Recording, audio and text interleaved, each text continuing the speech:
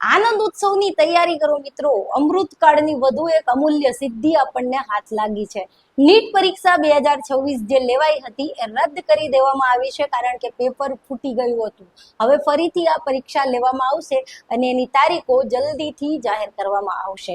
22 લાખ વિદ્યાર્થીઓ જેણે આ પરીક્ષા આપી હતી, એમના સપના, એમની મહેનત ઉપર અમૃત ફરી વળ્યું છે. પણ શું ફરક પડે છે? આપણને હવે આ બધી વસ્તુઓની આદત પડી ગઈ છે. કેટલા પેપર અત્યાર સુધીમાં જાહેર ભરતી પરીક્ષાના ફૂટ્યા, આપણે શું કરી લીધું? કેટલા અપરાધીઓને સજા થઈ, દાખલા રૂપ એવી કોઈ કાર્યવાહી થઈ જેના લીધે શિક્ષણમાં થતો આવો ભ્રષ્ટાચાર અટકી જાય અને ફરીવાર પેપર ફૂટવાની ઘટના ના બને.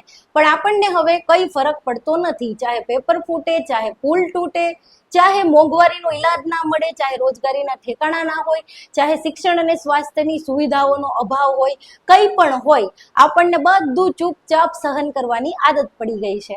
એક સવાલ હવે દરેક ભારતવાસી પોતાની જાતને પૂછે કે શું આપણે આ જ પરિસ્થિતિને લાયક છીએ, કે પછી આપણે લાયક નથી એટલે પરિસ્થિતિ આવી છે?